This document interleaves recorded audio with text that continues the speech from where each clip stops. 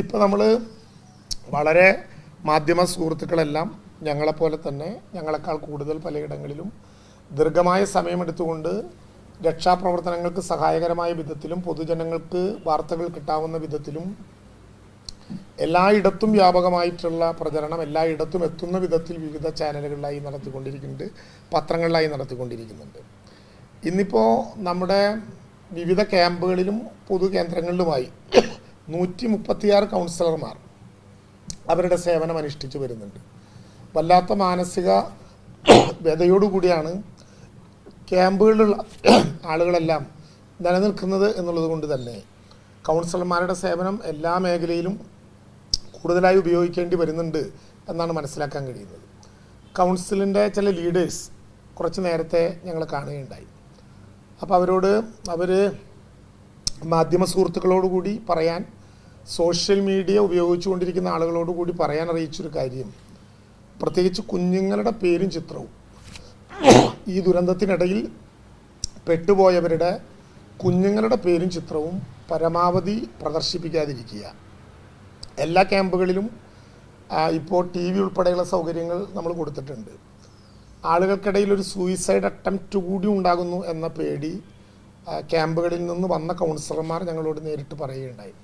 അപ്പോൾ വളരെ പ്രയാസകരമായിട്ടുള്ള ദുരന്തമാണ്. അതിനെ അഭിമുഖീകരിക്കാൻ കേരളം ഒരു മനസ്സായി നിൽക്കണം. വയനാടിനോടൊപ്പം നമ്മൾ നിൽക്കുമ്പോൾ അവിടുത്തെ ആളുകളുടെ മാനസികാവസ്ഥ കൂടി വളരെ പ്രധാനപ്പെട്ടതാണെന്ന തിരിച്ചറിവിൽ അത്തരത്തിൽ കുഞ്ഞുങ്ങളുടെ പടവും പേരുമൊക്കെ പ്രദർശിപ്പിച്ച് കാണുമ്പോൾ പെട്ടെന്ന് ഒറ്റനോട്ടത്തിൽ തങ്ങളുടേതാണ് എന്ന് തെറ്റിദ്ധരിക്കുകയോ, അല്ലെങ്കിൽ ചിലയിടങ്ങളിൽ അത്തരം വാർത്തകളുണ്ട്, ക്യാമ്പുകളിൽ കഴിയുന്ന ആളുകളെ തൊട്ടടുത്ത അയൽവാസികളൊക്കെ കൂടി ഒന്ന് ഓടിച്ചെന്ന് കെട്ടിപ്പിടിച്ച് പ്രയാസങ്ങളിൽ ആശ്വസിപ്പിക്കാൻ ശ്രമിക്കുകയും ചെയ്യുമ്പോൾ അവർ പെട്ടെന്ന് ഈ വിവരം അറിയുകയും പതുക്കെ അവരെ വിവരമറിയിച്ച് ബോധ്യപ്പെടുത്തേണ്ട സ്ഥിതിവിശേഷത്തിൽ നിന്ന് മാറിപ്പോവുകയും ചെയ്യുന്നുണ്ട്. ഇന്നൊരു ക്യാമ്പിൽ ഒരു കുട്ടിയുടെ അവസ്ഥയെക്കുറിച്ച് അവർ വിശദീകരിച്ചു. പ്രതീക്ഷയോടെ ബാക്കി വീട്ടിലെല്ലാവരും ഉണ്ട് എന്ന് കരുതിയിരുന്ന കുട്ടിയുടെ വീട്ടിലെ 4 പേരും മരണപ്പെട്ടു എന്ന വാർത്ത ലഭ്യമായി ഓടിയെത്തി ആശ്വസിപ്പിക്കാൻ ശ്രമിച്ചത് കുട്ടിക്ക് വല്ലാത്ത വിഭ്രാന്തി ഉണ്ടാക്കി തീർത്തു എന്നും അവർ പറയുകയുണ്ടായി. വാർത്തകൾ നല്ല പോസിറ്റീവായിട്ടാണ് എല്ലാവരും ശ്രമിക്കുന്നത്. എല്ലാവരും ആ വിധത്തിൽ ഞങ്ങൾക്കൊക്കെ സഹായകരമായ വിധത്തിലുള്ള ശ്രമങ്ങളാണ് നടക്കുന്നത്. ലോകം മുഴുവൻ മാനസികമായെങ്കിലും ഇവിടെ ഐക്യദാർഢ്യം പ്രഖ്യാപിക്കാൻ വേണ്ടി വലിയ പരിശ്രമം നടത്തുന്നൊരു ഘട്ടത്തിന് നേതൃത്വപരമായ പങ്ക് വഹിക്കുന്നത് മാധ്യമങ്ങൾ തന്നെയാണ്. വാർത്തകൾ പുറത്തെത്തിക്കുന്ന കാര്യത്തിൽ അക്കാര്യത്തിലെ എല്ലാവിധത്തിലുള്ള പരസ്പര ബഹുമാനം കൂടി വെച്ചുകൊണ്ട് ഇക്കാര്യത്തിൽ ഇങ്ങനെയൊരു കാര്യം അവർ ചൂണ്ടിക്കാണിച്ചു. അതുകൊണ്ട് അക്കാര്യം ഒന്ന് ശ്രദ്ധിക്കണം എന്ന അഭിപ്രായം ഈ ഘട്ടത്തിൽ സൂചിപ്പിക്കുകയാണ്. ഇന്ന് പല മാധ്യമങ്ങളിലും ഇടക്കാലത്ത് വന്ന ഒരു പ്രശ്നം ഭക്ഷണത്തിൻ്റെ വിതരണവുമായി ബന്ധപ്പെട്ടാണ്. അത് ചിലത് ആവശ്യത്തിനും ചില അനാവശ്യത്തിനുമുള്ള വാർത്തകളായിപ്പോയോ എന്ന സംശയം ഉയർന്നു വരികയാണ്. ഭക്ഷണ വിതരണത്തിൽ ഇന്ന് പ്രത്യേകിച്ച് ഞായറാഴ്ച ആയതുകൊണ്ട് കൂടുതൽ ആളുകൾ വരുന്നൊരു ഘട്ടത്തിൽ ഏതെങ്കിലും വിധത്തിലുള്ള ചെറിയ കുറവുകൾ ഉണ്ടായിട്ടുണ്ടെങ്കിൽ അത് പരിഹരിക്കാൻ വേണ്ട എല്ലാ നിർദ്ദേശങ്ങളും തയ്യാറാക്കിയിട്ടുണ്ട്. നാളെ മുതൽ അതില്ലാതിരിക്കാൻ ചില കാര്യങ്ങളിൽ പ്രത്യേകമായിട്ടുള്ള നിർബന്ധം ഉണ്ടാക്കണം എന്നാലോചിച്ചിട്ടുണ്ട്. അത് എല്ലാവരും കേൾക്കാനായി പറയുന്നൊരു കാര്യം, നമ്മുടെ ഈ രക്ഷാപ്രവർത്തനത്തിലേക്ക് ലോകത്തിൻ്റെ വിവിധ ഭാഗങ്ങളിൽ നിന്ന് മലയാളികൾ ഉൾപ്പെടെയുള്ള മനുഷ്യർ മനസ്സ് നമിച്ചിങ്ങോട്ട് വരികയാണ്.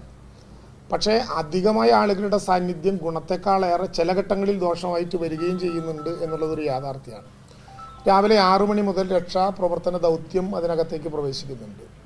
അവിടെ വളണ്ടിയർമാരായി വരുന്ന ആളുകളുടെ ഒരു പൊതു കണക്കെടുപ്പ് നടത്തി ഏതെങ്കിലും പരന്ന തലത്തിലേക്ക് അന്വേഷിച്ചു പോകാതെ 6 സോണുകളിലായി നടക്കുന്ന അന്വേഷണത്തിൻ്റെ സ്ക്വാഡുകളിലേക്ക് വിഭജിച്ചു വിടാനാണ് ഇപ്പോൾ നമ്മൾ ആലോചിക്കുന്നത്. നമുക്കൊരു 9 മണിയോടുകൂടി അകത്തേക്കുള്ള രക്ഷാപ്രവർത്തകരുൾപ്പെടെയുള്ള ആളുകളെ, സന്നദ്ധ പ്രവർത്തകരുൾപ്പെടെയുള്ള ആളുകളെ ബെയിലി ബ്രിഡ്ജിനകത്തേക്കുള്ള എൻട്രി നമുക്ക് ഒന്ന് ക്ലോസ് ചെയ്യായിരിക്കും നല്ലത് എന്നാണ് ഇപ്പോൾ കരുതുന്നത്. അതൊരു 1500 പേരിൽ കൂടുതൽ ഇപ്പോൾ അകത്തേക്ക് വിടേണ്ട കാര്യവുമുണ്ട് എന്നെനിക്ക് തോന്നുന്നില്ല. നമുക്ക് ആളുകൾ ധാരാളമായിട്ട് പുറത്തു നിൽക്കുന്നുണ്ടല്ലോ. ആവശ്യമുണ്ടെങ്കിൽ അതനുസരിച്ച് ആളുകളെ വിടുന്നത് കൊണ്ടും കുഴപ്പമില്ല. അങ്ങനെ വരാതിരിക്കുമ്പോഴുള്ളൊരു പ്രശ്നം ഭക്ഷണം ഉൾപ്പെടെയുള്ള കാര്യങ്ങളിൽ ഇതിനൊരു അക്കൗണ്ടബിലിറ്റി വേണം.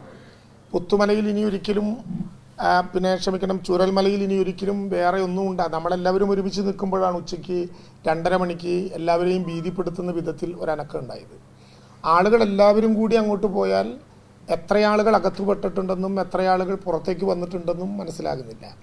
ഇന്നലെ തന്നെ സൂചിപ്പാറയിൽ നിലമ്പൂരിൽ നിന്ന് കയറിയ ഒരു സംഘം വന്ന് പെട്ടത് നമുക്ക് ഭാഗ്യത്തിന് അവർ രക്ഷിക്കാനായി. അങ്ങനെ പോകുന്നത് പലതരത്തിൽ ആളുകളെ കോർഡിനേറ്റ് ചെയ്യാനുള്ള പ്രയാസങ്ങൾ ഉണ്ടാക്കുന്നുണ്ട്. അപ്പം അതുകൊണ്ട് എല്ലാവരുടെയും മനസ്സിനെ ഞങ്ങൾ സ്വീകരിക്കുന്നു. ഓരോരുത്തർക്കും ഓരോ ഘട്ടത്തിലായി നടത്തേണ്ട പ്രവർത്തനങ്ങളിൽ നിങ്ങൾ കാണിക്കുന്ന മനസ്സാന്നിധ്യത്തെ വല്ലാത്ത സ്നേഹത്തോടെ ഞങ്ങൾ അഭിവാദ്യം ചെയ്യുന്നു.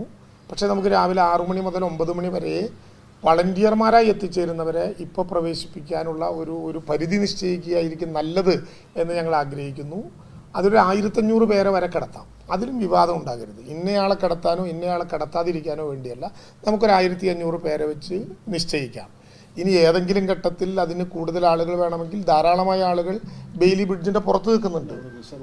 അവിടെ റിസർവായി നിൽക്കുന്നത് കൊണ്ട് വിരോധമില്ല. പക്ഷെ വരുന്നത് വല്ലാതെ കൂടേണ്ടതില്ല എന്നാണ് ധരിക്കുന്നത്. നാളെ അവിടെ ഒരു പ്രയാസം ഉണ്ടാകരുത്. എല്ലാവരും അറിയാൻ വേണ്ടി നിങ്ങളിലൂടെ തന്നെ പറയുകയാണ്, 9 മണി വരെ 1500 പേർ എന്ന നിലയിൽ നമുക്കൊരു പൊതുവായ റെസ്ട്രിക്ഷൻ കൊണ്ടുവരുന്നത് നല്ലതാണ്.